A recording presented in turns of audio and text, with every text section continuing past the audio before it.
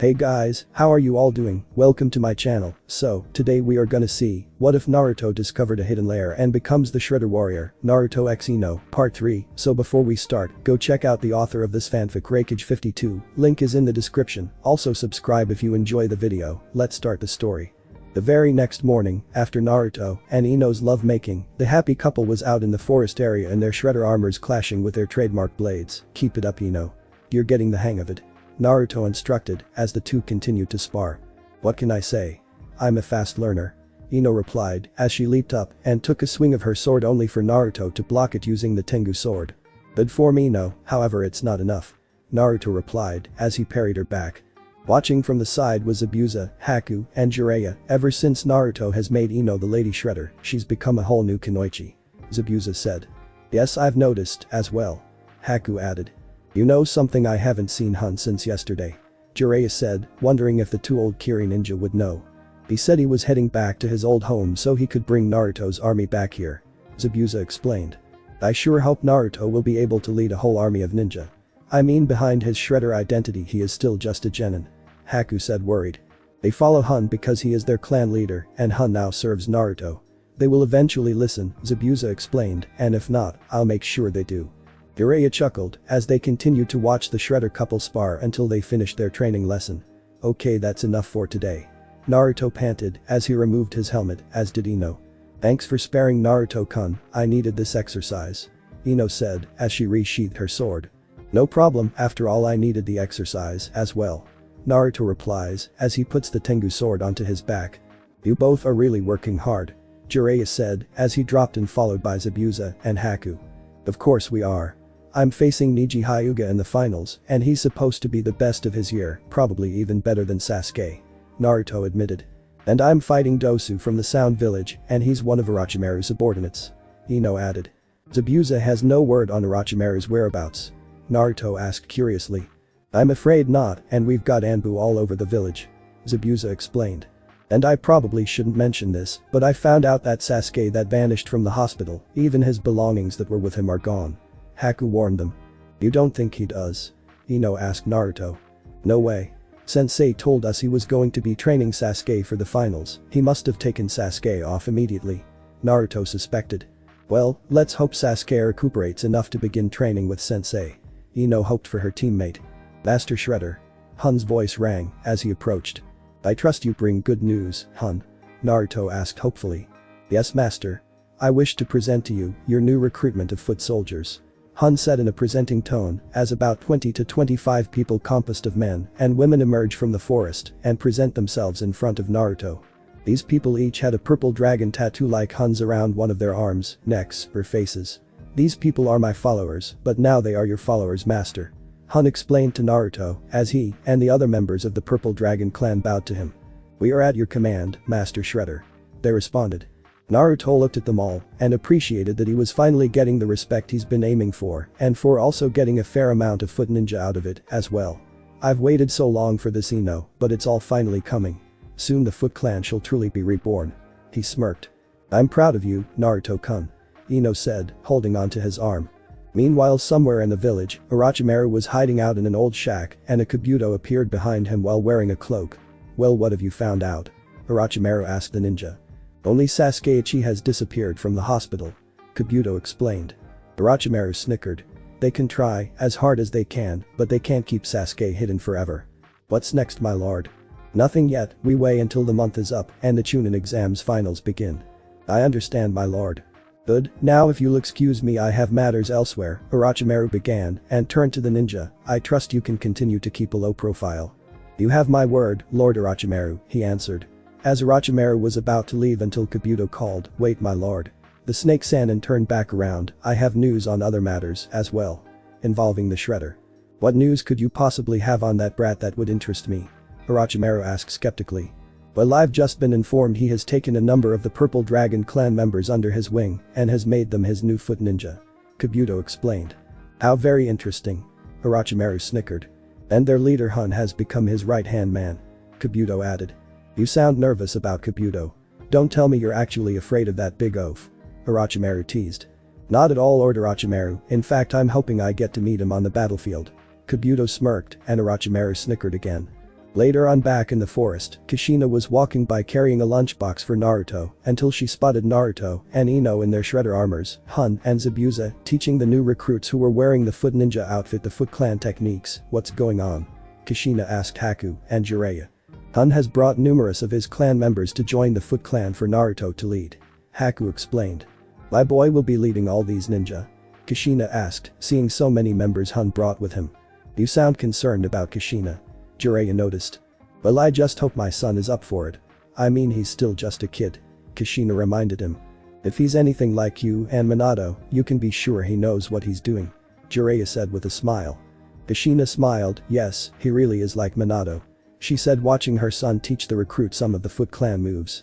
Later on, Naruto was with Jiraiya over by a waterfall. Okay Naruto, this place looks to be big enough. So why are we here, Sannin? Naruto asked. Jiraiya groaned. Would you please not call me that? He cried until he cleared his throat.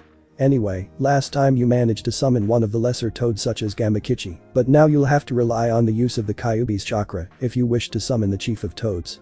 So my pact with the toads isn't official until I meet the chief, is it? Naruto asked. That's how it is. Jiraiya replied. Well, alright, I'll give it a shot. Naruto said as he concentrates and suddenly he appears in his subconscious and looks ahead of him, seeing a giant cage. Kyuubi, I call upon your assistance. Naruto ordered. Suddenly a face appeared while grinning until it came closer into the light, revealing to be the Kyuubi himself. Well, almighty Shredder, it's been a while since you and I have had some one-on-one time. Kyuubi replied. Flashback. A month before Naruto became a genin, he was in Saki's temple meditating to himself until he appeared in his subconscious. Where am I? He gets up and sees the cage, and what is this? Suddenly the Kyuubi appeared with a small chuckle. Welcome young one to your mind and my place of sealing. Who are you and why are you in my mind? Naruto demanded. I am the scourge of the ninja lands, the beast of chaos, and one of the most powerful demons in existence. I am Kyuubi no Kitsune, the demon declared. What? But that can't be. The Yondaime Hokage killed you years ago. Naruto declared to the demon. The demon chuckled. Killed me? Oh, that's a ton of laughs. What are you talking about? Naruto asked. Well boy, since you sound so anxious to know, I'll give you the details. Many years ago I attacked this village, but not on my own will. Kyuubi started. What's that supposed to mean? Naruto demanded with a frown. It means, boy, that I was brainwashed by some mortal power and forced me to lay siege on Konoha. Kyuubi explained. Then how did you get here? Kyuubi continued, the ninjas of this village attempted to stop me, but their attempts were nothing but failures.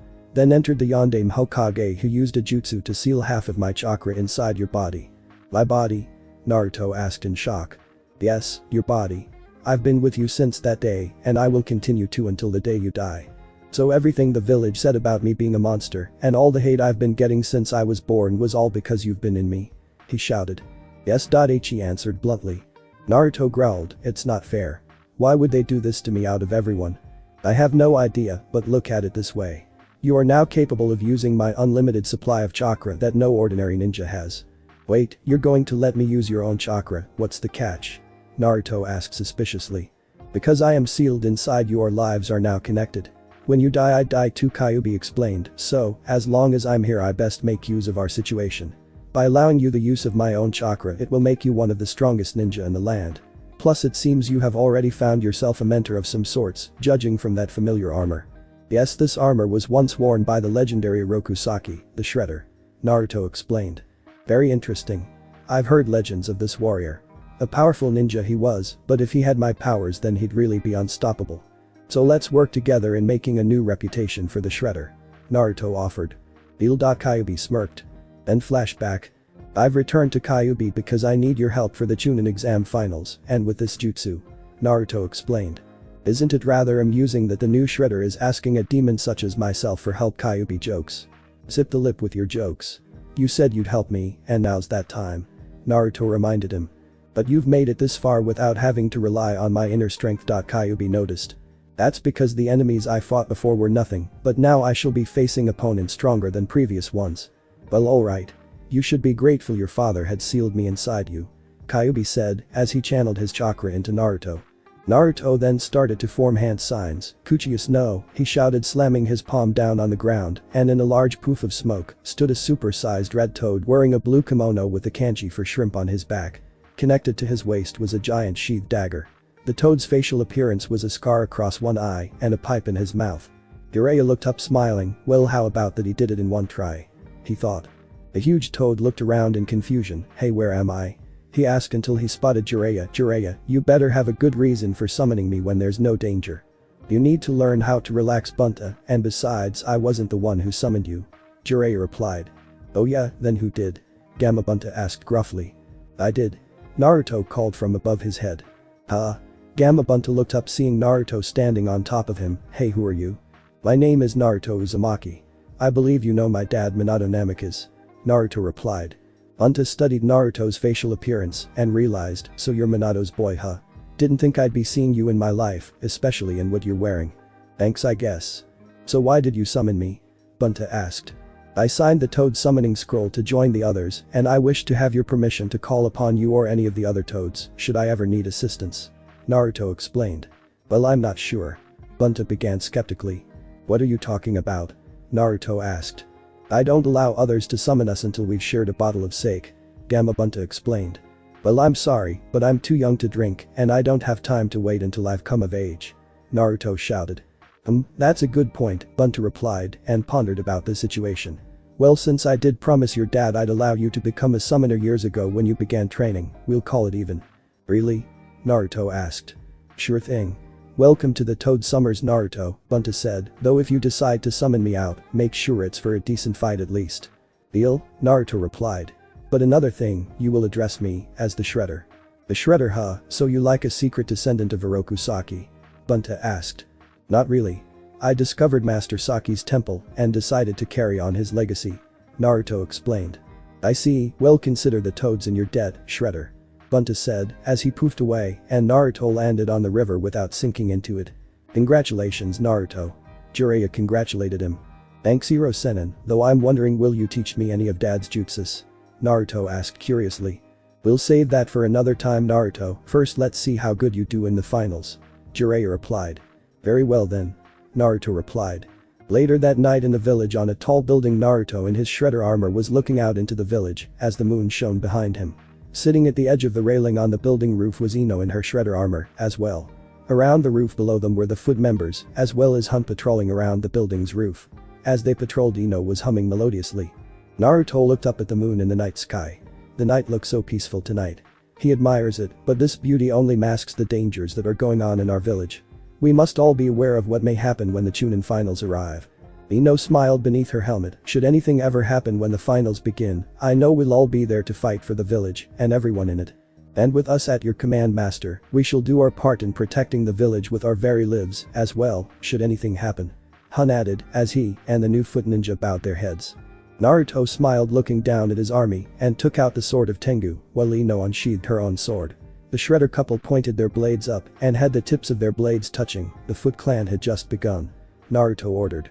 One night after having dinner with Ino at Ichiraku, Naruto returned home to the mansion finding his foot ninja troops patrolling the halls while Hun was by the stairwell leading up. Welcome home master, how was your night? Very good Hun, feel free to rest up for the night. You've earned it. Naruto said walking up the stairs. Arigato, master. Hun replied. Naruto made it upstairs and met his mom standing outside her room. Mom? Tomorrow's the day Naruto, how do you feel? Kushina asked. A part of me is eager to await the finals tomorrow, yet I have a gut feeling tomorrow may bring chaos, as well. Naruto answered truthfully. Well you go and rest up, you've got a big day tomorrow. Kushina said, standing aside for him to go to his chamber. Good night mother. Naruto said giving her a hug before heading to his room. Naruto entered his room, got changed, and plopped into his bed, tomorrow's finally the day. Naruto said to himself, but Kyuubi decided to reply thinking he was talking to him. And you shall be fighting that Hyuga boy Neji. Neji is still the least of my worries. I'm more concerned about what Orochimaru is planning, Naruto replied, I don't know what's going to happen, but we have to be prepared otherwise the village is going to be in for a collision of chaos. I know what you mean. I've been feeling it ever since we met him. Plus Gaara, it's no question he'll be willing to use Shukaku's power to the extreme if Sasuke dies. Don't even mention it, Naruto protested. He may be an Avenger, but he's still my comrade. Naruto said as he laid his head back. Soon he fell asleep and slept the night away, knowing tomorrow was another chance to prove to the village who he really is and not what they say he is. When morning came, Kushina woke up and came downstairs to see a bowl of ramen had been eaten and washed out. She smiled knowing that Naruto had woken up early and eaten. "That boy, he's too much like me." She giggled. Naruto walked along the streets of Konoha, dressed in his shredder armor, with a sword of Tengu on his back. Accompanying him was Hun and 8-foot soldiers. When they came by a corner, Ino was there in her own shredder armor, with her sword hilted on her waist. "Aheo, Ino." Naruto greeted her. "Aheo, Naruto-kun." Ino replied. "Are you ready for this?" Naruto asked. Ino approached Naruto and stood at his side. "I was born ready. Let's go." Ino replied as the two walked on, followed by Hun and the foot soldiers. Throughout the village, tourists and daimyos from across the Land of Fire and other lands came to watch the Chunin finals. The entire stadium was full, with no empty seat at all. Luckily, Kushina managed to grab a seat across from Izumo and Katetsu, who were some of the Chunin judges. Up in the stands were Sarutobi and the arrival of the Yondaime Kazukiage. While amongst the competitors, Shikamaru and Shino noticed that Naruto and Ino weren't there yet. Not even Dosu was anywhere to be found. Neji, being the pompous jerk he is, gave off a smug, thinking Naruto wouldn't show because he was too weak. The new proctor, who had a toothpick sticking out of his mouth, looked among the challengers. "So far 3 haven't shown up, but rules are rules. I have to start explaining now." Before the proctor could begin, they heard footsteps approaching from the entrance to the stadium. The genin and everyone in the stadium looked into the tunnel entry and saw 2 pairs of red eyes in the darkness, and coming into the light was who they knew was Naruto in his shredder armor, someone else wearing a less muscular shredder armor, Hun, and the 8-foot ninja. The 2 shredders take a position in front of the new proctor. "And you two are?" he asked. "I am Naruto Uzumaki, the one true shredder," Naruto declared. "And I am Ino Yamanaka, the lady shredder," Ino declared as well. The tourists and daimyos were in shock knowing all about the legendary Rokusaki, but were surprised to see that someone else has become the new shredder, along with a lady shredder accompanying him. Up in the stands, Kushina smiled knowing her boy is more than ready, while Ino's parents smiled eager to watch their daughter's match. Up above watching them, Zabuza and Haku smiled eager to enjoy some good matches. "Hun?"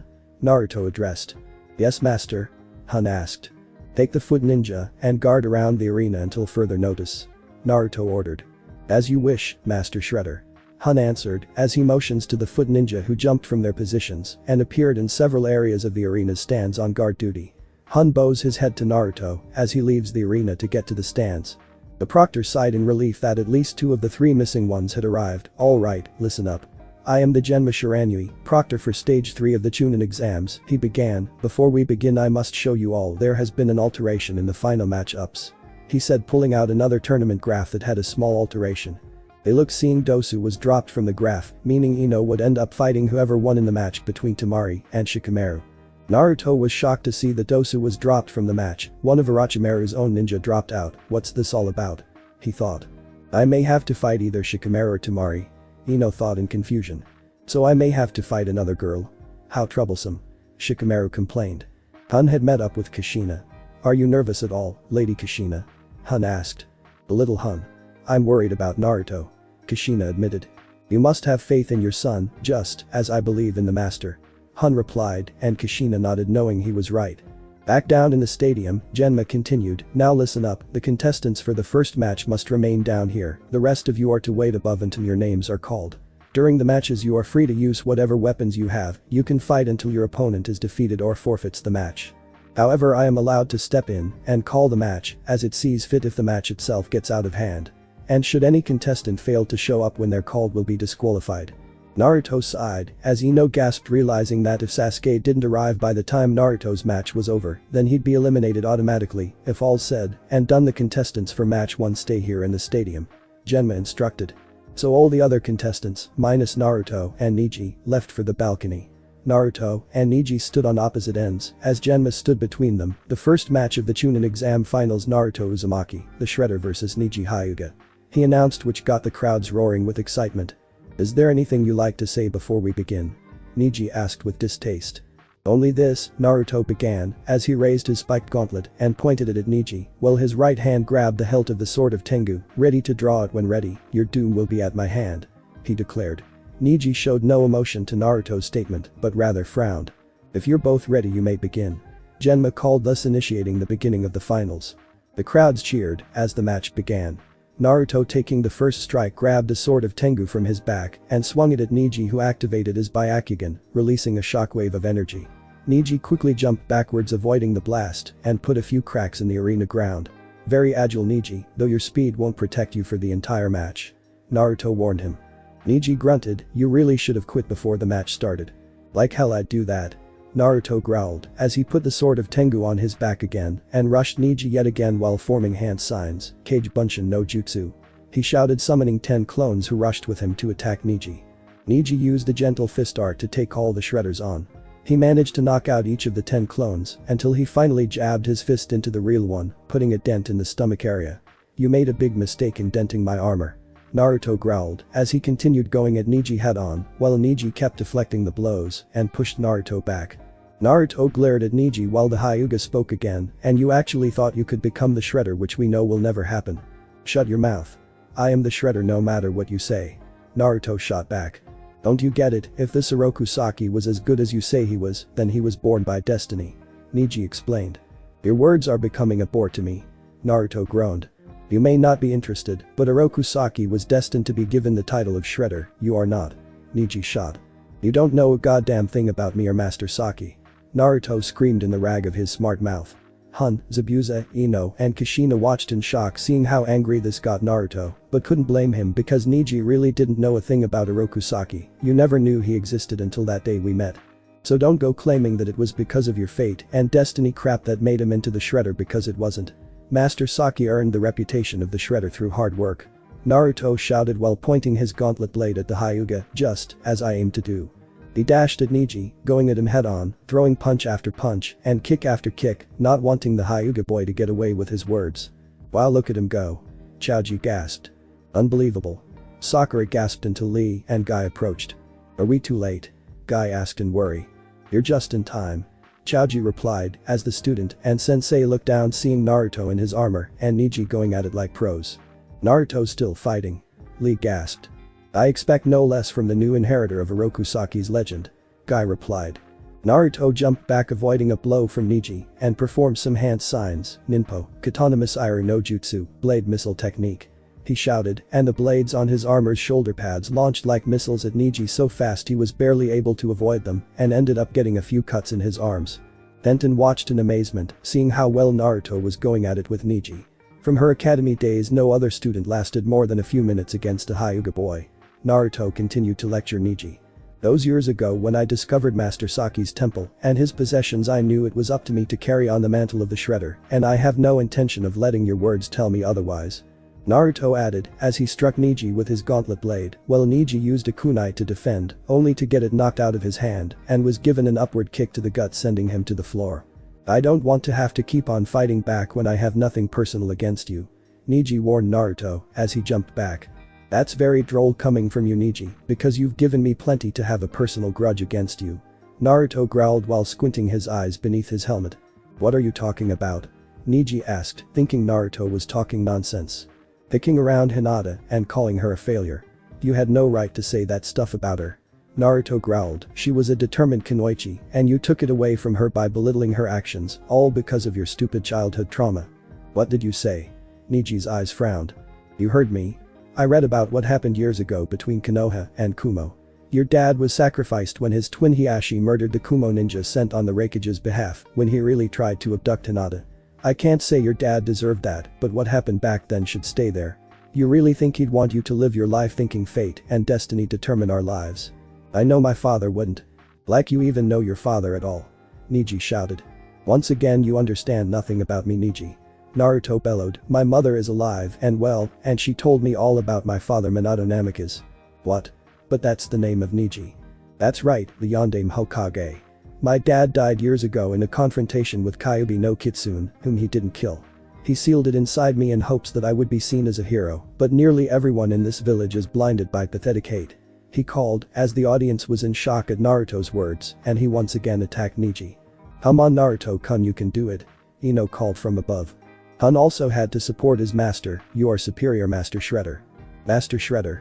The foot ninjas cheered along with Hun. Naruto smirked while listening to them. Have you heard of Neji? My lover Ino, my right-hand man Hun, and my first recruitment of foot ninja are cheering me on because they have faith in me. He grabbed the sword of Tengu again and launched shockwaves at Neji, knowing that if he continued to fight up close, Neji would pierce through his armor with his gentle fist art. His skills with the Tengu sword are incredible. Tenten said to herself as she watched Naruto aim his sword blasts at Neji, who was starting to have trouble dodging.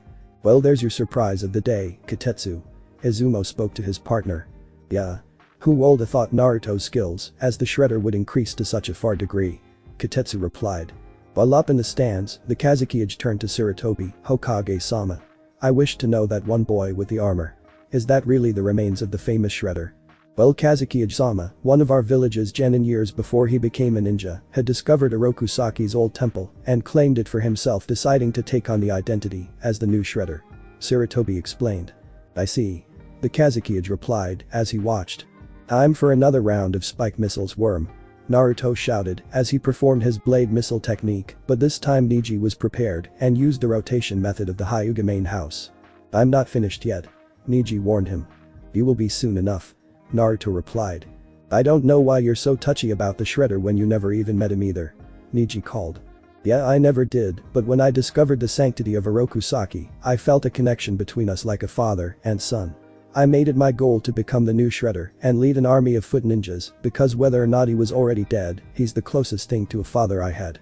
Zabuza and Haku could sense the anger through Naruto's helmet and knew things just got more personal in the match. Naruto dashed forward and started slicing Neji's shirt to ribbons using his blades. It got even more complicated for Neji when Naruto summoned 5 clones to back him up. Neji had to use rotation to deflect the clones' blows, but Naruto managed to avoid it. You may live by fate and destiny, Neji, but it's not how I live. I live my own life and not what others say. Naruto says, and that's why you will fall at my hands. Neji growled, no matter what you say, he began until he took full charge at Naruto with his gentle fist. Once a loser, always a loser. He threw a punch for Naruto, but the blonde ninja grabbed it with his own hand. You have much potential as a ninja, Neji, but your potential is guided by blind rage. Naruto lectures him. Be quiet. I've let you fight long enough, but it's time for you to lose. Neji shouted as a yin-yang symbol appeared below them. Oh no. Naruto gasped. The Hyuga trademark technique. Kushina gasped. Neji. Hinata gasped, knowing he's going to do worse to Naruto as he did to her. You are now in perfect range for my divination. Neji started gentle fist art. Hakirakijuionshu, 8 divination signs, 64 palms of the hand. He began and started stabbing Naruto's chakra points with his fingers. Even though Naruto was wearing his armor, Neji's gentle fist style was able to poke large holes and dents into his armor. Once Neji completed his strikes, the last round hit Naruto, sending him flying backwards. No. Ino cried. It's over. Kushina sighed sadly. Naruto. Zabuza and Haku gasped. Master. Hun said in sorrow as the other foot ninja hung their heads down in sorrow. Naruto laid on the ground panting with his armor practically destroyed. Damn it, he shut down my chakra points. I can't maintain focus. Oh, can't you? Kyuubi snickered, making Naruto smirk underneath his helmet. Are you convinced now? No matter how hard you work, you'll never change, as it's been decided for you. Neji said. Shut your mouth, because I'm not finished. You're baka. I shut down all your chakra points. Neji reminded him. That would work on an average shinobi, Neji. But it won't work on me. Naruto began as he rose to his feet with his eyes glowing red and the Kyuubi chakra started covering his body, surprising Neji. What is this chakra? Neji gasped as the chakra started healing Naruto's body and repaired all the cracks and dents in his armor. Naruto stood there with his armor looking like it was fresh out of the armory. Here I come. Naruto called as he vanished. What? Neji gasped and turned only to get slugged by Naruto, sending him crashing onto the ground. He tried to get up only to get tripped by a sweet kick courtesy of Naruto. Naruto grabbed Neji's legs and started spinning around with Neji getting dizzy. Naruto finally released Neji as he was sent flying onto the ground again. That's the way. Ino cheered. Kushina's smile lit up. That's my boy. Show him how it's done, Naruto. Zabuza and Haku cheered. Fight hard, Master Shredder. Hun and the foot called. Now blinded Hyuga, feel the wrath of the one true Shredder. Naruto shouted as he tackled Neji so fast he couldn't use his family's technique. Neji took the attack and, as a result, was launched across the battlefield and crashed into the wall at full force. Everyone looked down, seeing Naruto standing in the center of the ring with his Kyuubi chakra powering down. Neji strained as he laid on the ground. I can't move. Up in the stands, Hiashi, Hinata and Hanabi were in shock. Kushina was shocked as well, but smiled. Ino looked thrilled, as did Zabuza, Hun and the foot. Naruto walked over to Neji and looked down on him. I have nothing more to say to you, as of now Neji, but if you really want to be a ninja and forge a path of your own instead of the one who claim is yours, then seek me and the Foot Clan out and we will help you. Naruto said before turning his gaze away from him. Neji gasped at Naruto's offer, wondering if everything Naruto said to him about people being able to determine their own destiny was really true. Genma smiled, quite an amazing fight there Naruto. You truly have proven yourself worthy to be called the Shredder. I got a feeling Orokusaki would have been proud of you and how far you've mastered his ninja style. To top it off, you showed everyone exactly what you meant by following your own path. Shinobi like you are truly one of a kind, he thought. Genma then cleared his throat. The winner of the first match of the Chunin exam finals is Naruto Uzumaki. The Shredder. He declared. Long live the Shredder. Hun declared, followed by the Foot Clan. Naruto removed his helmet, revealing his true face to everyone and held the helmet under his arm. He grabbed the sword of Tengu and pointed it up to the sky. Victory has been achieved. He declared. So many spectators were in shock until Ino broke out cheering, "Congratulations, Naruto." And from her cry followed numerous clapping coming from the audience. Naruto looked up and smiled before putting the Tengu sword onto his back and raising his gauntlet-bladed arm. Let all remember the resurgence of the Shredder. He declared. Zabuza and Haku smiled at the Shredder's victory. Kushina clapped wildly while Ino smiled beneath her helmet. Hun and the Foot Ninjas were still at their places, proud of their master's victory. Up in the stands where the competitors waited, Shikamaru was watching in shock. Naruto defeated Neji. Oh man, now I know I'm out of my league.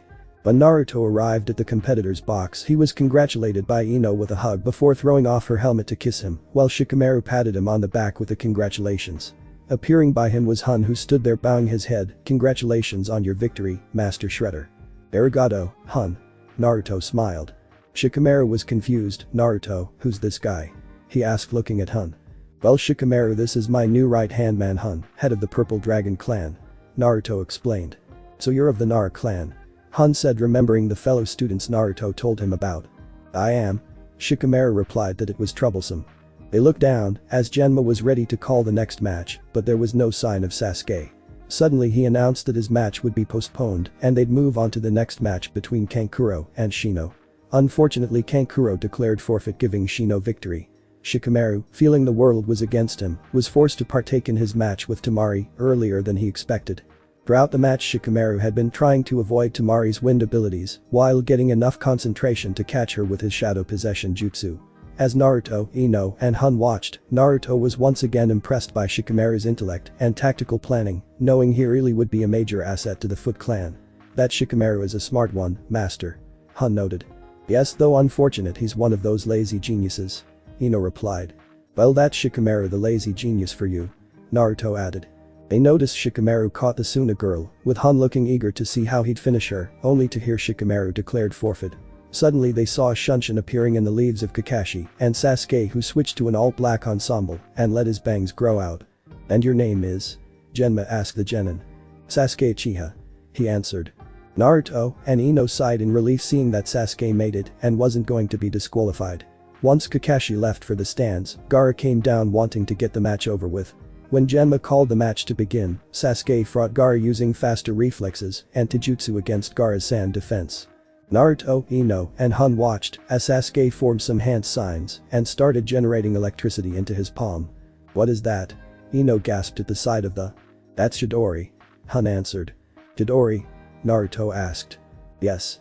It's one of Kakashi's strongest. He explained, from all the knowledge he's gathered about the copy ninja. Meanwhile, Kushina was just as shocked as her son, his girl, and his right-hand man as she watched Kakashi teaching such a dangerous technique to someone like Sasuke. Are you trying to lose another Uchiha? She asked herself, knowing about Obito. Sasuke with his Chidori charge rushed to Gaara, who covered himself in a sphere of sand before thrusting his fist forward. Chidori. He shouted as he punched into the sphere. Temari, Baki, and Kankuro were in shock that Sasuke got through Gaara's ultimate defense. Naruto watched and thought, I got a feeling all hell is about to break loose. And suddenly he was correct. My blood. Gaara screamed through the sphere of sand. Suddenly a cloaked Anbu called Nihin Shouja no Jutsu. Feathers began flying all around, causing people to fall asleep, while most Jonin, Naruto, Ino, Hun, the Foot Ninja, Kushina, Zabuza, Haku, and Sakura used the release sign to not be affected by it. Baki then threw a smoke bomb onto the field, shrouding it. Kankuro, Temari, go. Baki commanded. The two genin jumped to the field, grabbed their little brother, and fled the scene. Back at the stands, Naruto, Ino, and Hun look all around at what just happened. This looks bad. Master, we're under attack. Hun warned Naruto. Just how I figured. Naruto squinted his eyes through his helmet, knowing Orochimaru is behind this attack and is somewhere in the village. The question is where. Every spectator in the arena fell asleep due to the jutsu that was casted, all except for the Jonin, Chunin, Naruto, Sakura, Ino, and Hun. What's going on, Kakashi-sensei? Ino asked. We're at war, Ino. Kakashi answered. Wait a minute, I don't see Gaara or Sasuke in the arena. Naruto spotted the arena was empty. What? Ino gasps as they see both challengers are gone. You don't think so? Sakura hated to even consider it. Yes, Gaara fled with his siblings and Sasuke went after them. Kakashi explained the situation. I got to go after him. Naruto stood up. I'm coming with. Ino added. Me too. Sakura finished.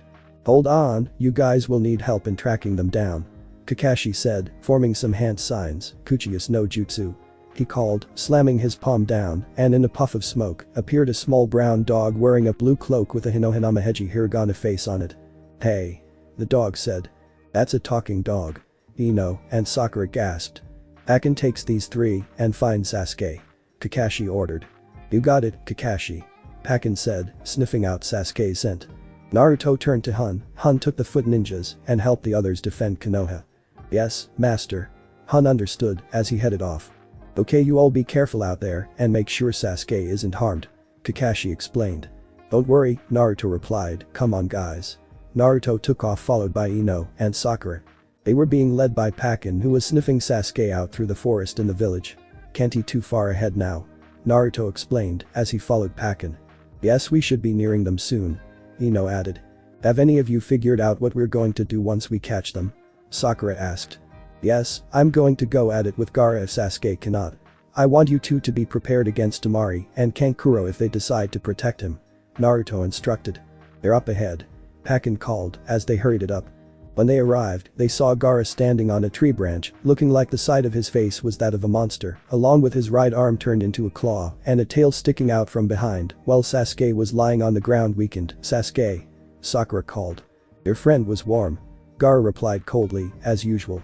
Ino, you and Sakura see to Sasuke, I gotta deal with this guy. Naruto took a stand and drew the Tengu sword. So Ino and Sakura and Sasuke to a nearby tree to lay him down, while Kankuro and Temari stood back not wanting to get past Gaara and his half-demonic form. Let's fight Shredder. Gaara beckoned him. You asked for it. Naruto warned him as he sent a shockwave from his sword towards the sand ninja. However, Gaara used his claw to attack Naruto, but the Shredder ninja managed to avoid the attack and used his gauntlet to pierce the sand claw. Naruto kept trying again and again until Gaara's upper body was being consumed by sand, transforming him into what looked like a human raccoon dog. Be careful, Naruto, he's letting Shukaku's influence on him out more and more. Kyuubi warned him. Soon a shuriken. Shukaku. Gaara called in a huge shuriken made of sand right at Naruto. That's not going to work on me. Naruto shouted as he swung his sword forward, releasing another shockwave when colliding with Gaara's sand shuriken reduced them to mere sand fragments. Shukaku. Gaara sent forth two sand claws. Naruto dodged them but realized they weren't aimed for him, instead they went for Sakura and Ino. Ino jumped away, but Sakura was too slow to dodge and was pinned to the tree. Guys, I can't move. Sakura called, but soon she started losing consciousness. Hang on, Sakura. Naruto rushed back only to be blocked by a sand wall. You're not going anywhere. Shukaku. Gaara exclaimed. Naruto-kun. Ino called, standing above him drawing her sword out of its sheath. You deal with him, I'll help Sakura.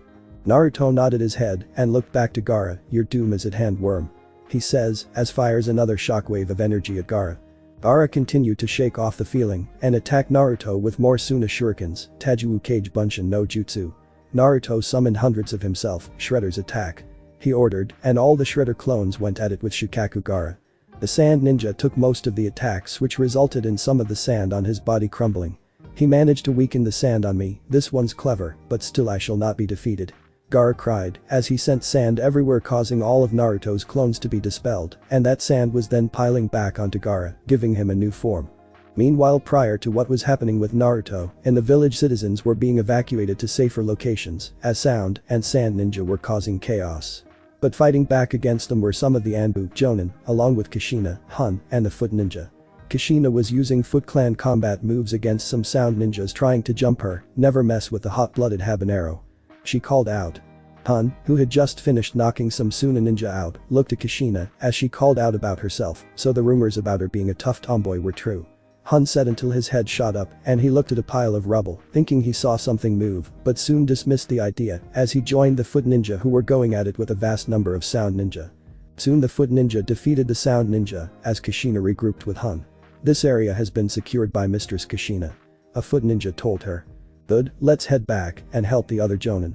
Kushina orders until the land starts to shake. Earthquake? Hun asked until they looked out into the forest area and saw in the distance a giant raccoon dog. Oh crud. He replied. While back with Naruto he looks up, seeing before him a 100 feet tall Shukaku. This is not good. Naruto is a little freaked out. Oh no, Kankuro, we gotta get out of here. Temari ordered takeoff. Hi. Kankuro cried, making a run for it as well. Naruto stood his ground staring up at the giant creature. Now Shredder, Gaara's voice came from the giant Shukaku. I shall show you true power. He shouts, sending a stream of sand that surrounds Naruto. Meanwhile Sasuke had woken up, seeing Sakura still pinned to the tree, while Ino was slowly being able to break the sand, but still wasn't doing much effort. Ino, Sakura. He cried and tried to break Sakura out, but to no avail. He looked back and saw Naruto being surrounded by sand, and Naruto got out of there. He screamed, but Naruto had been encased in a sphere of sand. Naruto-kun. Ino cried. Inside the sphere of sand, Naruto took some blood from his lip and formed hand signs. I gotta make this one count. While outside, Gaara was ready for the finishing move, Sabaku Sausu. No jutsu. Naruto's voice came from inside the sand, and in a large poof of smoke appeared Gamabunta. Sasuke and Ino looked up in shock seeing Naruto on the toad's head. Naruto, how can you? Sasuke asked himself. Naruto looks up, now the real fight can begin. Naruto declared. Huh? The toad looks up. Naruto, what's going on? See for yourself. Naruto said pointing ahead. Bunta looked ahead seeing Shukaku the sand spirit. Gamabunta, I call upon your assistance and help me protect Konoha from this monstrosity. Would you fight at my side? Naruto asked. Gamabunta smirked, well what the hell? He answered by drawing his dagger. If I can take on Kyuubi and come back alive then Shukaku shouldn't be a bother. He stuck his dagger into the earth and hopped in a charging fashion for the sand demon. Hang on Naruto. I am. Naruto screamed while holding on for his life. Gamabunta hopped up and brought his dagger down on Shukaku as the demon struggled to push his claw forward, but Bunta managed to cut his right claw and arm off and it dissolved into sand. How do you like that? Bunta calls as he glides through the air and lands on the opposite side of Shukaku. There goes his arm. Gamabunta jokes. By the way chief, I know this is asking a lot, but if we don't end this fight soon my friends will be killed. Naruto added. Well then I'll do what I can to end this, but it won't be easy. Bunta warned him. I know. Naruto understood.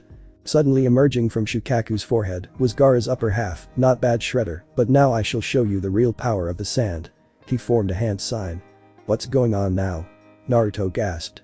That vessel is going to unleash Shukaku's power by forcing himself to fall asleep. Gamabunta explained. Tanukanari no jutsu. Gaara muttered as his eyes closed and he fell limp. Oh no. Naruto gasped as the eyes in the Shukaku grew yellow. Woohoo. I'm finally out Shukaku screamed. He looked ahead seeing Bunta. I hope you're ready to die. Hang tight Naruto, I'm gonna jump.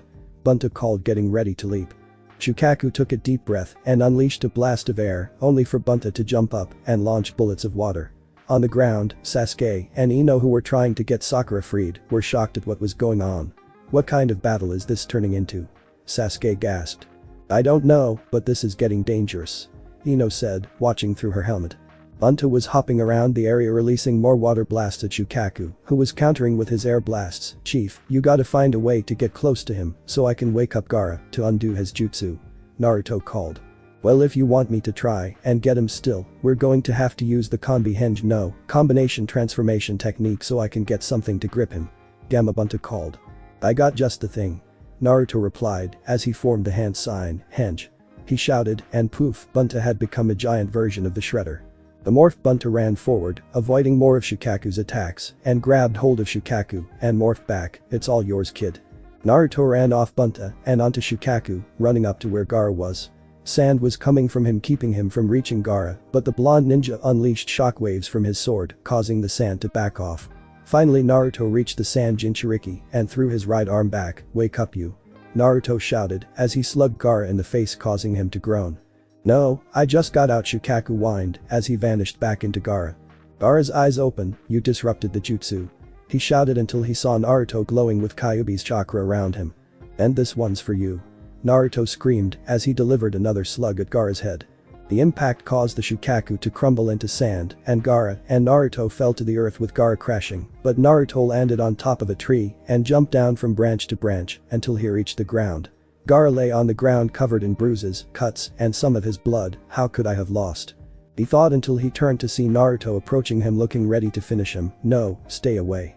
Gaara panicked in fright. Naruto then stopped a few feet away from him. "You know Gaara, you and I are a lot alike," Naruto began. "You're not the only one who knows what it's like to be hated, treated harshly, wishing you could just die. But I never accepted what others thought about me because I found friends, mentors, and lovers. Their love and kindness fueled me and kept me going for so many years. Love, is this what makes him stronger than myself?" Gaara pondered. "Because you've never had stuff like that to begin with, I can only give you a word of advice," Naruto continued. "Find someone worth fighting for, and just maybe you'll find a purpose in life instead of killing." He approached Gaara more and stuck his hand out. "To start it off, I would like you to be my friend." "The friend?" Gaara asks, and for the first time a tear of happiness falls out of his eye. "I'd like that, Shredder," he said, taking his hand, and was helped to his feet. Naruto removed his helmet revealing his face. "You can just call me Naruto," Naruto replied, and Gaara smiled. "Very well, Naruto." Landing behind the two was Sasuke and Ino, who resheathed her sword. "Naruto, the sand is gone. Sakura should be okay," Sasuke explained. "That's good to hear." Naruto sighed until Kankuro and Temari landed behind Gaara ready to fight until Gaara held out his arms. "No, Kankuro, Temari, it's over now. Let's go," Gaara ordered, and the two gasped not only from hearing those words but seeing him completely beaten up. The two collected their brother and headed off. Naruto then turned to Sasuke and Ino. "How are you two holding up?" Naruto asked. "I'll live," Ino replied by removing her helmet. "I'll be fine," Sasuke replied. "That's good." Naruto smiled before his eyes closed and he fell forward until Ino hurried and caught him. "Naruto-kun," Ino gasped. "He should be fine, Ino," Sasuke said. "Come on, we better get back." Ino nodded as she collected Naruto's shredder helmet, supported Naruto up, and helped him back to the village. When they made it to the village, it looked totally demolished from all the fighting and destruction caused by the sound and soon a ninja. "Our home?" Naruto gasped. "It's in ruins," Ino gasped. "Naruto?" a female voice cried, and they saw Kushina, Zabuza, Haku, and Hun hurrying over. Kushina enveloped her son in a hug while avoiding getting cut by the blades on his armor. "Oh my baby, oh I thought I lost you again." "I'm okay mom, really I'm fine," Naruto said as he hugged his worried mother back. Hun approached. "Master, are you injured?" "Don't worry Hun, I'm gonna be just fine," Naruto replied. "But what's the status report on the village?" "Yeah, what happened?" Ino asked. Kushina sighed. "I'm afraid the invasion took a turn for the worse, and the sound and soon a ninja attacked endlessly." "What about everyone else, are they okay?" Sasuke asked. "Everyone's fine, except Kushina," trailed off not knowing how to explain it. "What?" Naruto demanded. "Master Sandaime Sama has died," Hun sighed. The genin of Squad 7 were in deep shock from hearing that sad news. And the next morning was a cloudy and dismal day for everyone. Sarutobi and some of the Chunin and Jonin lost their lives in the fight. At the Namikaze mansion, Naruto donned a black robe and slipped into his sandals and walked over seeing Kushina, Hun, and his foot ninja slipping into black robes as well. "Let's go," Naruto ordered as they headed outside. As they walked through the village they came across Ino and Sasuke in their own robes as well and joined them along the way. On top of the administration building, roof ninja and villagers alike wearing black robes presented themselves in front of Koharu and Homura, who were in front of a table with pictures of certain ninjas who were the ones who died and Sarutobi's picture in the center. "We're gathered here today to pay our respects to those who have sacrificed themselves in battle," Homura began as everyone was given a white rose to place on the table. Soon Naruto placed him, followed by Hun and the foot ninja.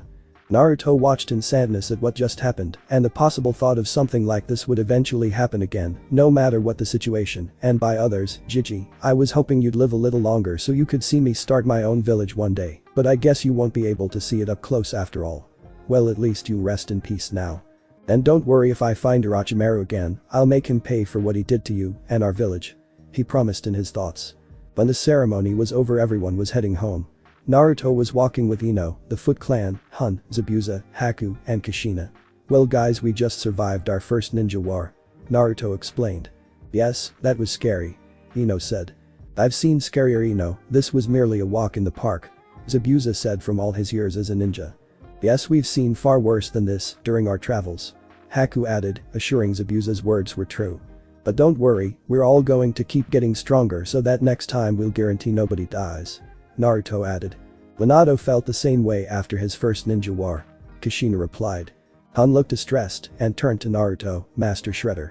It was my responsibility as your right-hand man to make sure no one was harmed. I have failed you." "Hun," Naruto ordered, "you did what you could, not everyone can be expected to do the impossible." "But master," Hun insisted.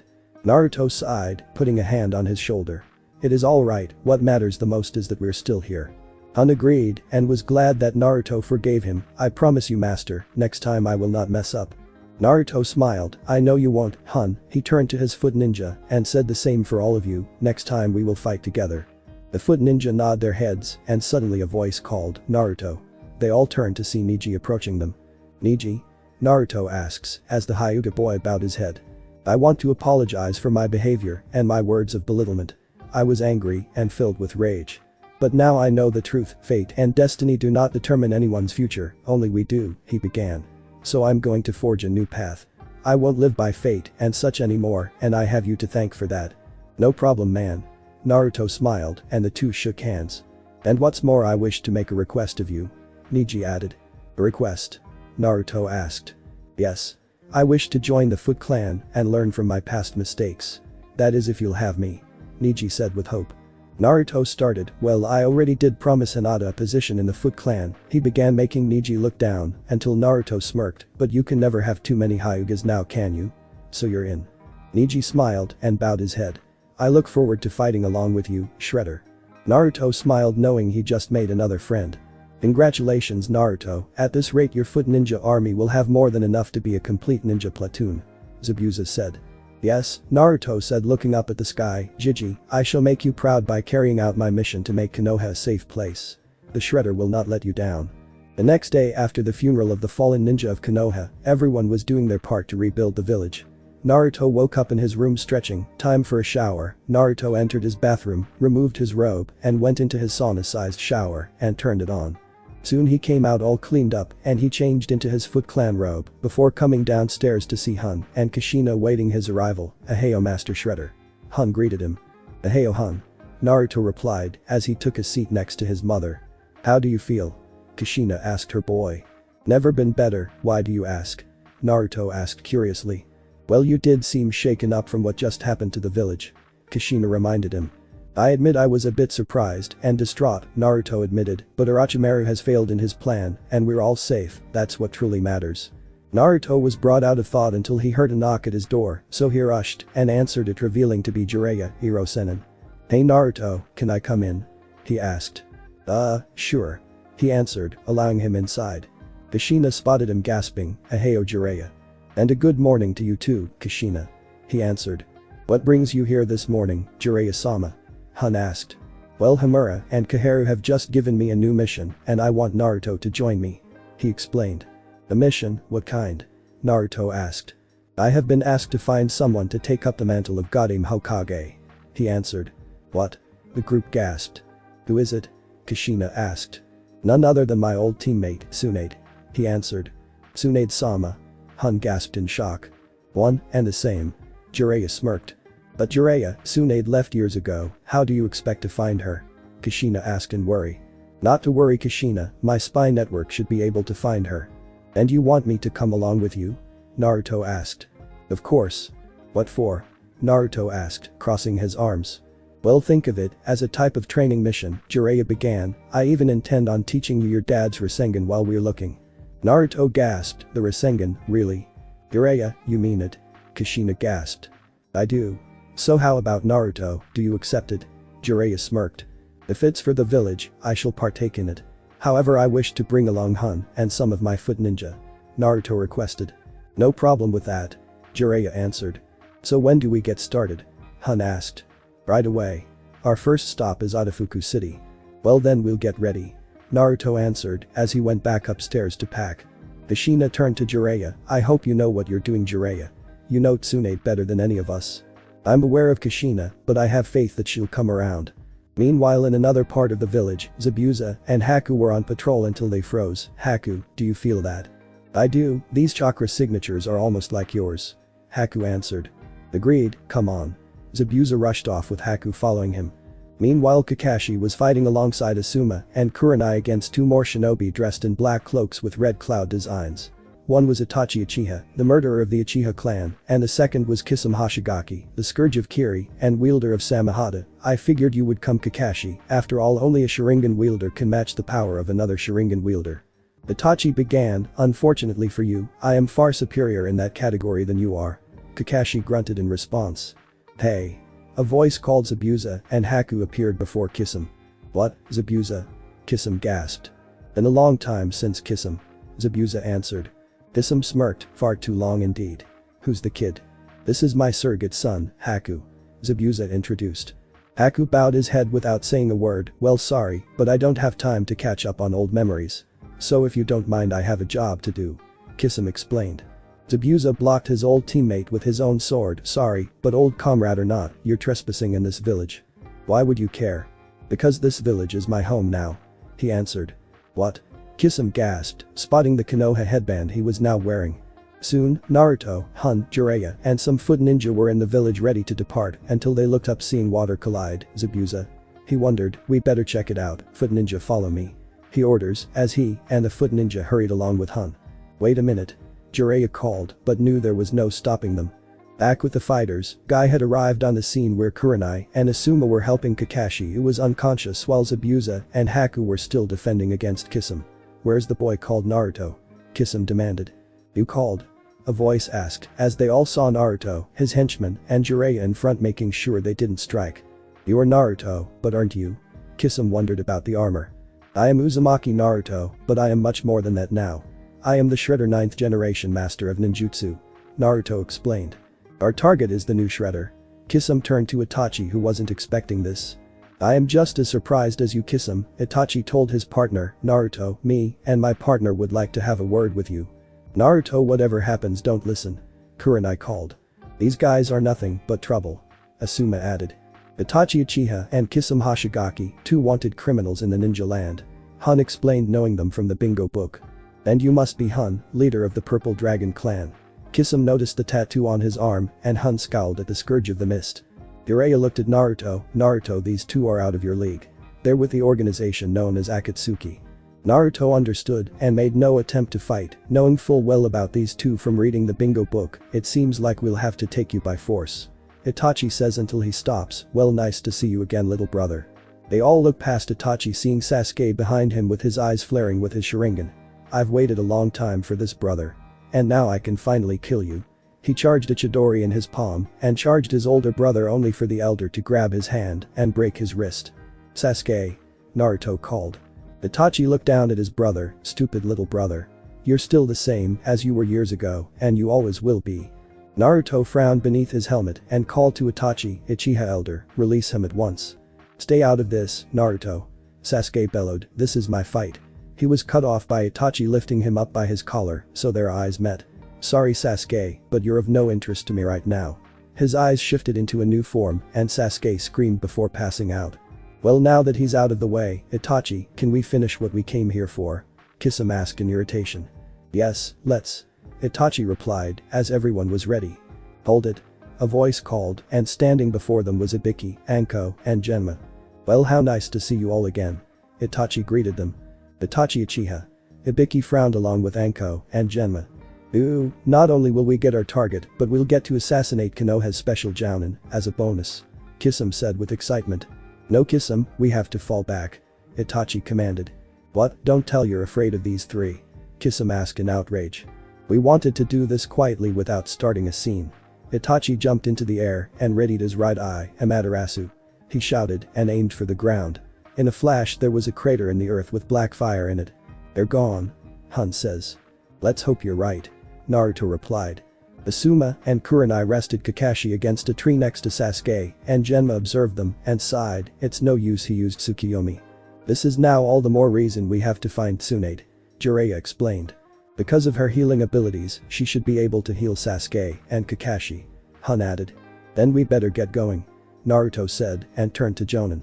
Will you all take Kakashi-sensei and Sasuke to the hospital and see to it that Ino knows of this? I'll do it, Naruto. Zabuza answered. Arigato Zabuza. Naruto replied. Come on Naruto, we better get going. Jiraiya said as he walked off. Naruto turned to Hun and the foot ninja, we're heading out. Hun and the foot ninja salute as they follow their master. Jiraiya walked with Naruto still in shredder armor and hung behind him while the foot ninja kept themselves hidden just in case they were needed. Naruto finally spoke, Iro Sennin, those two were after Kyuubi weren't they? I'm afraid so, Naruto. Jiraiya answered. So it's true then, Hun began, the organization known as the Akatsuki are after the Nine, aren't they Jiraiya-sama? Yes, but as for what reasons I have no idea.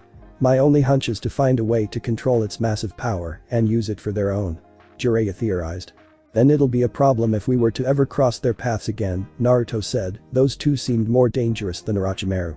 Jiraiya nodded as Hun had another question, Jiraiya-sama, it's been many years since Lady Tsunade has been seen. What were the true reasons behind her leaving Konoha? Well, Tsunade really didn't have a happy life, Jiraiya began, she is in fact the granddaughter and grandniece of the Shadame Hokage and Nidame Hokage. I know that much about her. Hun replied. Nice family tree, Naruto admitted, so what's her story? Naruto asked. Tsunade, as well as Orochimaru and myself were trained by the Sandaime and earned the title as the three legendary Sannin, Jiraiya began. Among her precious people, she adored her little brother Nawaki, who also dreamed of one day becoming Hokage. But the day after his 12th birthday, he died in a war that took place in our village. It was then she proposed to the old man and the council that a medical corps be made in our village to help those wounded in battle. Then she met Dan, a fellow ninja who agreed to her suggestion and wished to be Hokage as well. The two fell in love with each other and hoped they'd be able to make the village better than before, however Dan had died during another war in a bloody manner. But the deaths of the two she loved the most, Tsunade came to lose faith in the title of Hokage. So she left the village along with Dan's niece Shizune. How tragic to have such rotten luck. Naruto said. Well, that's a reputation she's famous for having, Jiraiya chuckled, and also for her colossal strength. While I feel bad for what's happened to her, I personally feel that she was just running away from her problems. Naruto replied. That's what the old man said as well, but knew she needed to do this. Jiraiya noted. Well, let's keep moving. This is gonna be quite a long search. Naruto said as they continued on. Meanwhile, in an underground base in Odo, Orochimaru was sitting on a chair in the middle of a room with his arms wrapped in bandages. Entering the room was Kabuto, now sporting the Odo headband. Kabuto, I trust you bring good news. He asked threateningly. Yes my lord, I tracked down Tsunade and discovered her last location was in a place called Tenzaku Town. Kabuto explained. Orochimaru smirked, then let's get going. I want to be able to use it again. Jiraiya, Naruto, Hun, and the Foot Ninja had been traveling for a week so far in search of Tsunade. Jiraiya was currently in a town getting information on Tsunades, while outside the town Naruto was working on Rasengan at the second step, Hun was secretly catching up on his reading with Jiraiya's book, and the Foot Ninja kept themselves hidden until they were summoned by Naruto. Wonderful progress, master. According to Jiraiya, it took your father 3 years to perfect that jutsu. Hun noted while holding his book close. Arigato Hun, plus with Kage Bunshin's training is much easier, Naruto replied, as he made the rubber ball he was working with burst. Yeah. I did it. Congratulations master. Hun applauded Naruto. They saw Jiraiya approaching, Iro Sennin I completed the second step. Naruto called. Jiraiya smirked, so you did. So now can I learn step 3? Naruto asked. Not just yet Naruto, we need to get a move on. What's going on? Hun asked. I just got a new lead on Tsunade. She was last seen in Tenzaku Town. Jiraiya explained. We better get going then. Hun says as he puts his book away and gets up along with the Foot Clan ready to follow. 2 days later, they arrived in Tenzaku Town. During that time Naruto was still practicing the third step but hadn't perfected it yet. Then one night they stopped outside a bar. It's been 2 days and we've found nothing. Hun sighed. Relax Hun, there's no way she'd take off that quickly. We'll just start tomorrow, Jiraiya said as they entered a bar. Jiraiya stopped and glanced at 2 women in a booth, a black-haired woman and a blonde-haired woman with an incredible bust. Jiraiya shouted, which surprised Naruto and Hun, Tsunade. The blonde busty woman shot up, Jiraiya, what are you doing here? I've been looking for you. He answered while going over. Naruto and Hun were still in shock from Jiraiya's outburst as Naruto studied her appearance, so she's the third Sannin. He thought as he glanced at her impressive rack blushing but shook it off remembering Ino. Soon they joined the ladies in their booth as Jiraiya, Tsunade and Hun shared sake while Naruto was kicking back. Hun, between sips of sake, was taking glances at Shizune who noticed Hun, who quickly looked away. Today's been one reunion after another. Tsunade muttered to herself. So you mean Orochimaru too? Jiraiya asked suspiciously, what happened? Nothing, we said hello, and he left. Tsunade replied while everyone knew it couldn't have been just that, so would you come looking for me? Jiraiya looked serious, I assume you've heard what happened to Konoha. And they've decided they want you to be the Goddamn Hokage. This got shocked looks on Tsunade, Shizune, and even the pig named Taunton. I also assume you know what became Sensei. He added. Yeah, the old man unfortunately finally bit the dust. Tsunade replied like it meant nothing. Watch your tongue, Naruto began, that old man fought hard to protect the village that you ended up leaving. Tsunade looked aside to him, so who's this brat you got with you, and the big guy? Jiraiya smirked, I'd like to introduce you to Naruto Uzumaki. Tsunade looked surprised yet again, this kid is the Kyuubi's vessel. She thought before turning to Hun, so what about you? Well Tsunade-sama, Hun began, as he showed her, and Shizune his tattoo. My name is Hun, the leader of the Purple Dragon clan. Shizune and Tsunade looked at him, so the leader of that clan, are you? Tsunade asked. Hi, Hun bowed his head in respect, I am here on order of my new master. He motioned to Naruto. You're his master? Tsunade asked Naruto, finding that hard to believe. That's because I am much more than Naruto Uzumaki, Naruto started as he put on his helmet, I am also known as the Shredder. He declared, but not loudly for everyone in the bar to hear. Needless to say that left the two ladies in surprise, who suddenly got a look at Naruto's armor, the Shredder, as in Orokusaki. Shizune asked. Yes. I had discovered his temple beneath the village years ago, and Naruto began speaking to them. I studied long and hard about the Foot Clan style of ninjutsu and made it my goal to become the new Shredder and raise a new army of foot ninja. I see. Tsunade replied, but didn't look at all interested in his plans. Back to the point Tsunade, what's your answer? Jiraiya asked his old teammate. Tsunade appeared to think hard about it but had the answer the moment Jiraiya asked, no thanks. Naruto looked outraged. Why give up the position, I would kill to be a village leader. Tsunade looked at Naruto, sorry kid. The Hokage position is for fools. Naruto snapped and shot out of his seat, watch your mouth woman. Your sensei the Sannin, a hero of the village, not to mention my own father for protecting it years ago. Well being a hero didn't keep your dad from dying young. Tsunade replied bluntly. Naruto lunged for her, I will not stand for your insolence. Hun quickly restrained Naruto from behind, please master control yourself. Besides, you're starting a scene. Jiraiya added feeling embarrassed. I do not care. Naruto stopped struggling but glared at Tsunade. I'm not gonna let her sit there and talk down to Sannin and my father. I'll make her rue the day she messes with me. Tsunade smirked seeing how serious he's taking this, so she got into Naruto's face. Alright then let's take this outside. Oh no. Shizune feared for the worse. Naruto stared Tsunade in the eye while squinting his own eyes beneath his helmet, led the way. He ordered. They exited the bar with Jiraiya, Shizune and Hun on the sidelines. While Tsunade and Naruto stare each other down from opposite sides in the street, one of the legendary Sannin takes on a genin. I feel ashamed. Tsunade said confidently. You will be ashamed of underestimating me. Naruto frowned as he snapped his fingers, summoning his foot ninja to wait on the side. So this is your army of foot ninja? Tsunade asked. For now at least. I aim to find more recruits. Naruto replied. You might as well not bother. Tsunade replied. What was that? Naruto was irritated by that. You may talk about a big game, but compared to me and my teammate you're just a boy in a playsuit trying to make a difference. Tsunade mocked him. Naruto's eyes tightened more under his helmet, you dare talk down upon me like that. Tsunade held out her index finger, one finger's all I need. Naruto frowned as he threw the sword of Tengu aside, not wanting to use it. Do not underestimate the might of the Shredder. He ran towards Tsunade. Tsunade looked confident as Naruto reached her, but Tsunade flipped her arm up, knocking his helmet off his head. When Naruto looked straight at her she had her fingers in a flicking position to his forehead, and with one flick he was sent skidding backwards onto the ground and his helmet landed on the ground beside him, Master. Hun called as he and the foot ninja rushed over to him, are you okay? Yes, ugh. Naruto rubs his forehead and looks at his reflection on his armor, seeing a small bruise on his forehead. That hurts. Hey kid. Tsunade called for his attention, I got one question for you, why are you so touchy about the Hokage title? Naruto reluctantly answered, because being a leader is something I strive for. I aim to one day start a village of my own where the foot ninja can operate and lead other lives. It's my dream. Naruto replied. Tsunade looked taken aback by that exclaim, as a pool of memories were rushing back to her about her loved ones. Naruto, spotting her dropping her guard, smirked, now's my chance.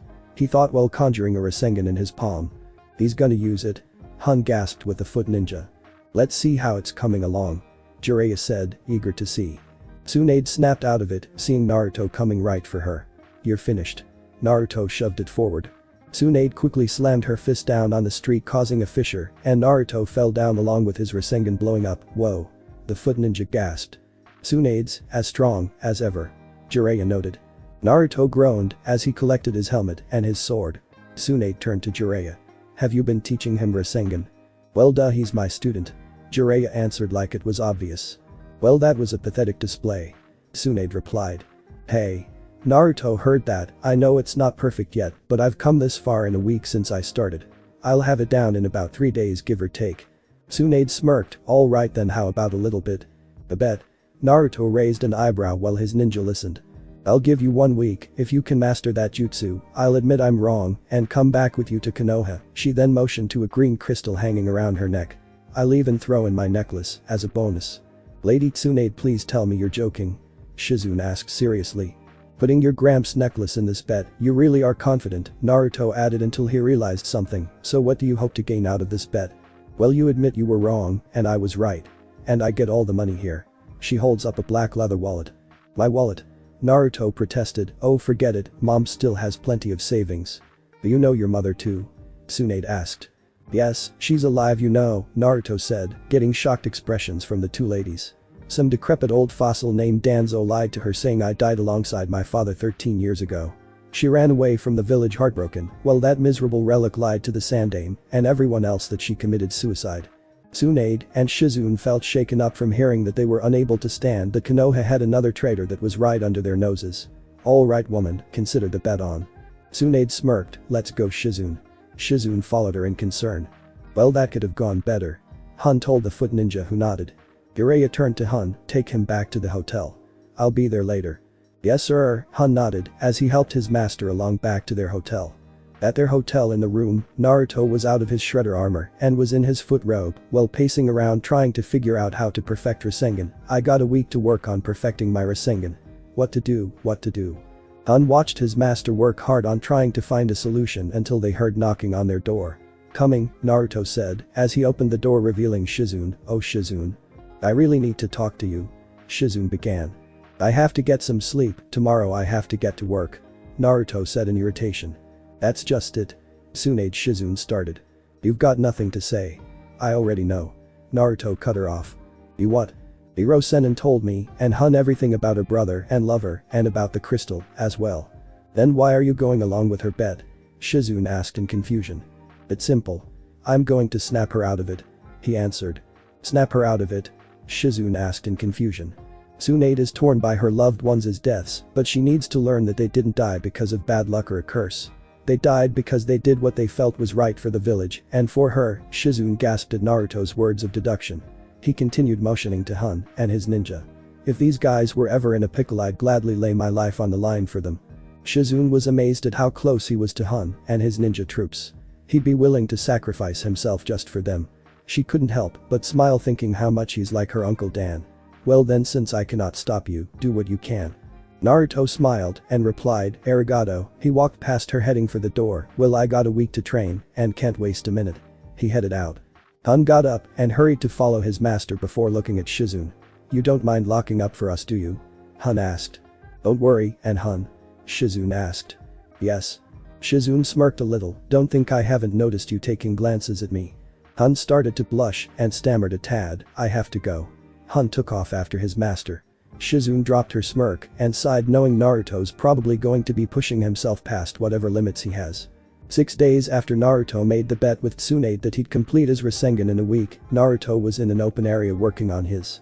Hun and the foot ninja were watching him for support. Naruto would have one of them head back to the city to collect some food and drink for them all, while occasionally Tsunade or Shizune would watch from a distance so that the foot ninja wouldn't sense them. Naruto was starting to collapse from overtraining. Master, maybe you should call it for the night. Hun suggested in worry. I can't. Not when I'm this close. He strained. Sir, you're exhausted, if you force it anymore you'll be dead. A foot ninja warned him. I can't stop now. Naruto strained until he finally collapsed. Master? They cry rushing over. Master, please speak to us. Hun begged as he shook him. Oh no. Shizune ran over and checked Naruto's vital signs.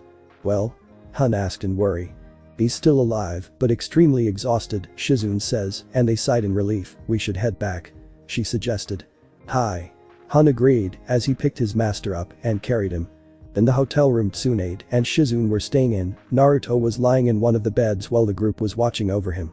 It's getting late, you guys should head back. Shizune began as the foot ninja looked concerned about their master. It's okay, I'll look after Naruto. So they headed out only to walk past Tsunade. They exchanged looks but said nothing. Well, Tsunade wondered why they were here until she saw Shizune come out of their room. Lady Tsunade. She gasped. When the sun rose that morning, Hun was being shaken by Jiraiya, Shizune, and Naruto in his shredder armor and helmet. Hun woke up. Naruto shouted and they all finally woke up in shock. Master, what's going on? Hun asked. It's Lady Tsunade, she's gone to Orochimaru. Shizune explained frantically. Orochimaru? Hun gasped along with the foot ninja. We better hurry. One of the foot members suggested. What about you, Master Shredder? Another asked Naruto. Never better, my strength is back after a night's rest. Naruto replied. One, we haven't got any time to lose. Jiraiya said as they all headed out. Meanwhile, out in an open field far from the town, was Tsunade and Kabuto going head to head with each other, while Orochimaru watched from the side. Both Tsunade and Kabuto used their medical ninjutsu against each other. While Tsunade was healing herself, Kabuto charged. I'm gonna spill your blood.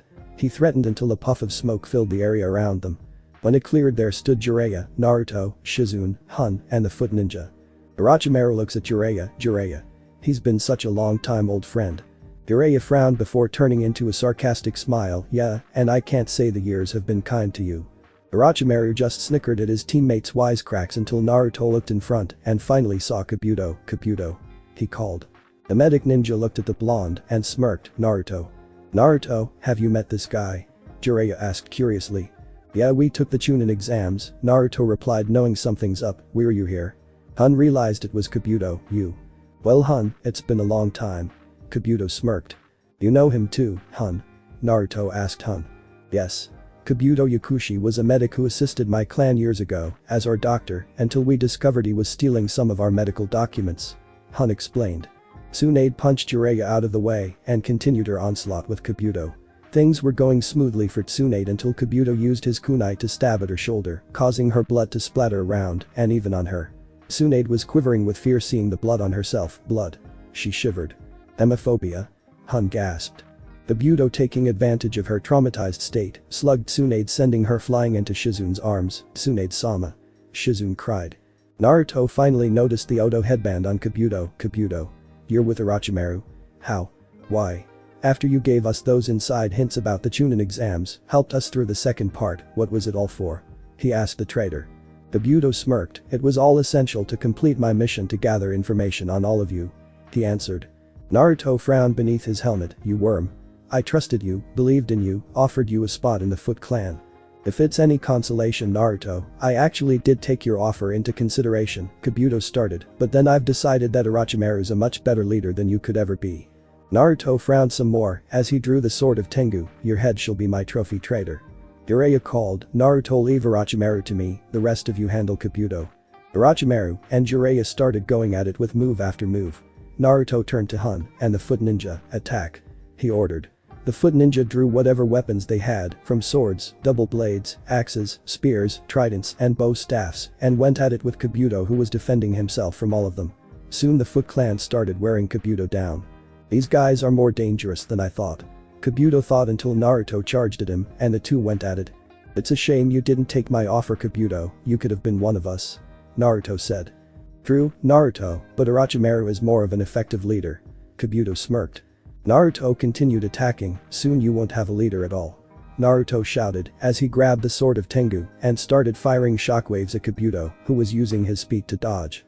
He's faster than he let on. Naruto thought as he continued firing attacks. The Kabuto was ready to strike until Hun formed hand signs and launched the fireball right at Kabuto, who dodged but ended up getting some burns on his arms. Hun then quickly charged, delivering a punch to Kabuto's gut, sending him flying into a boulder. That knocked some sense into him. Hun smirked. "Come on, let's check on Shizune and Tsunade," Naruto orders as they head back to them. Kabuto watched them hurry back and managed to get back onto his feet to follow them. "How's she doing?" Naruto asked. "Well, she's still shaken up," Shizune says as she dries the blood off her. Kabuto rushed for them. "You'll be sorry for challenging me," he screamed. "Look out." Naruto summoned some cage bunchins that fought Kabuto, keeping him away from Tsunade. Tsunade looked up wearily as she saw Naruto protecting her from Kabuto, as she thought. "Sorry, Shredder," Kabuto mocked him, "but you're nothing compared to me." He kicked Naruto back. "Master?" Hun called in worry. Naruto got up. "Alright, now it's time I show you exactly not to underestimate me. I hope you're watching, Basan, because the bet is mine." He summoned a single clone that started molding chakra into his palm. Tsunade watched, seeing how the clone was handling the molding while the real one held it. Naruto then charged Kabuto with his ready. Kabuto, who was still shaken up, wasn't able to move fast as Naruto was closing in on him.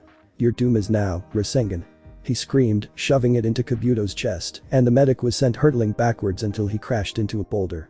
The foot ninja and Hun cheered while Jiraiya and Orochimaru, who were going at it, saw what happened. "Well, Minato, he finally did it," Jiraiya thought with a smile. Tsunade got up and approached Naruto smiling. "Well, kid, you won the bet. And, as agreed, this belongs to you." She removed the necklace and placed it around Naruto. "Thank you, Basan. I'll wear it with honor just like Nawaki and Dan," Naruto promised her. "Hold it," Kabuto called as he got back up, surprising them. "I'm not finished with you." Tsunade smirked and looked back at Naruto. "I'll take it from here." "It's all yours," Naruto replied as he, Shizune, and the others stepped back while Jiraiya landed at his teammate's side while Orochimaru returned to Kabuto. "Good to see you finally come out of it, Tsunade," Jiraiya jokes. "Kabuto, we have to do it now." Orochimaru removed the bandages on his left arm. "Tsunade, let's do it," Jiraiya called to gather some of his blood. "Hi." Tsunade agreed, wiping her own blood. Kabuto took Orochimaru's blood, trailing it down his summoning tattoo, and did the hand signs. Jiraiya and Tsunade did the same, and they shouted while slamming their palms to the ground, "Kuchius no." Then 3 large poofs there popped 3 large creatures, one being Gamabunta, the second being a purple snake named Manda, and a white and blue slug named Kitsayu. "Well, isn't this quite the reunion? Manda, Orochimaru, Kitsayu, and Tsunade. I never thought I'd live to see the day we'd all meet in battle again," Bunta joked. "No time for your jokes here, Bunta," Jiraiya replied. The purple snake glared up at who summoned him. "You have a lot of nerve summoning me, Orochimaru, when you know how I hate being dragged into others' business." "Please be patient, Lord Manda," Kabuto pleaded. "We intend to hold the end of our bargain with 100 human sacrifices for you." "You better, or I'll feed on you instead," Manda hissed at Kabuto. Down on the ground, Naruto, Hun, and the foot ninja were gathering together. Hun watched, knowing the two can't fight Orochimaru, and Manda alone, Master Shredder, allowed me to assist them. "What can you do, Hun?" Naruto asked. Hun smirks. "I'm going to bring out my old friend." He drew blood and trailed it down his purple dragon tattoo on his arm and formed hand signs while rushing forward. He jumped up and before he landed slammed his palm to the ground. "Kuchius no," he called. In a large poof of smoke, standing before the 3 Sannin and their boss summons was a giant wingless purple dragon with a green underbelly, lime green spikes going down its spine, red eyes, sharp claws, teeth, and toenails. Hun stood atop the dragon's head smirking. "Behold the purple dragon, Dragonus," he called, and the dragon let out a roar. Shizune, Naruto, and the foot ninja watched and realized they needed to go someplace safe, so they hid behind a boulder. Dragonus the dragon summoning looked at the 3 other chief summonings, so Gamabunta and Jiraiya, Kitsayu, and Tsunade, Manda, and Orochimaru, the 3 legendary Sannin together. "This is a treat," the dragon spoke. "Well, Hun, I feel disappointed for not being summoned in a while, but this makes it up to me.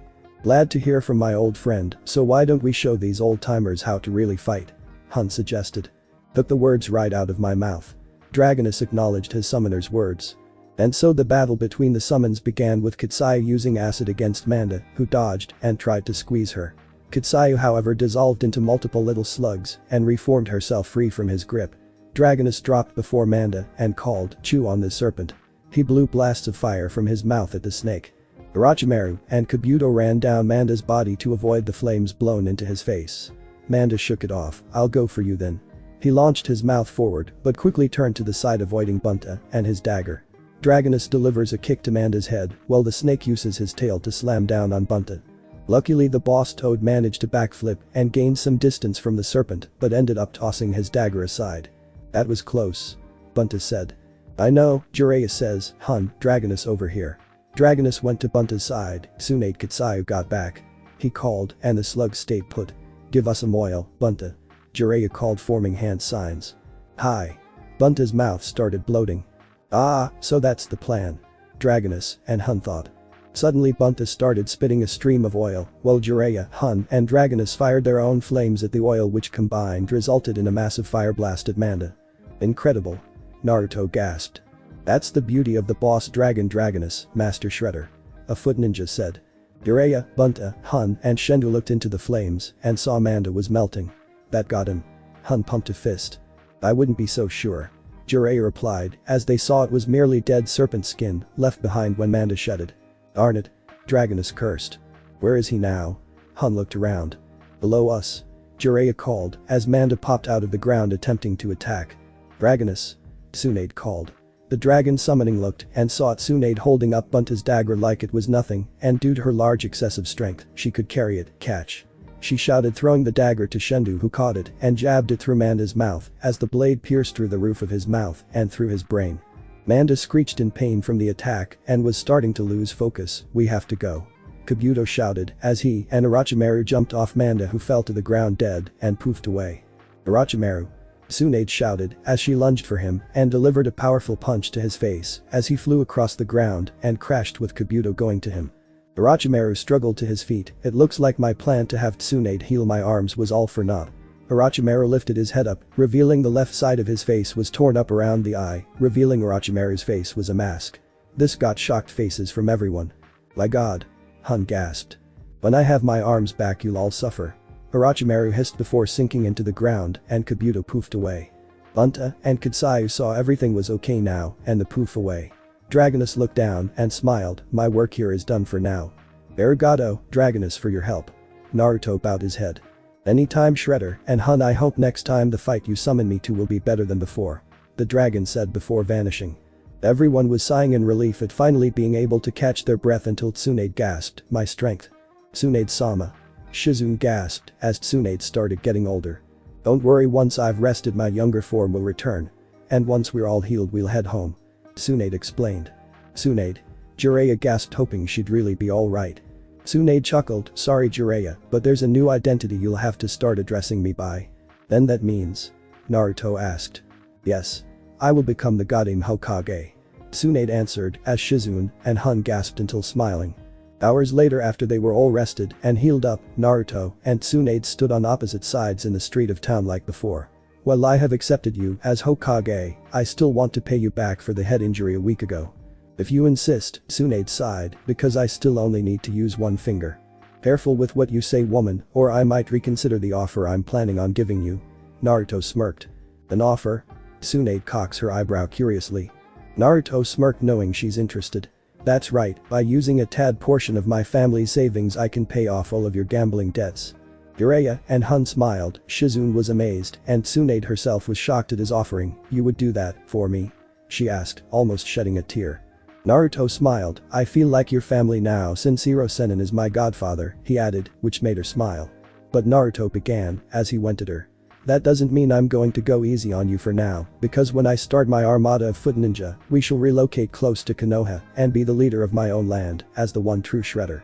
And like before when he comes up to her throwing a punch, Tsunade ducked, flicked the helmet off Naruto's head and put her fingers to his forehead in a flinging position, not again. Naruto thought and he closed his eyes awaiting the impact. Suddenly he gasped and opened his eyes. Instead of flicking him on the forehead, he saw Tsunade gripping his chin while kissing his forehead.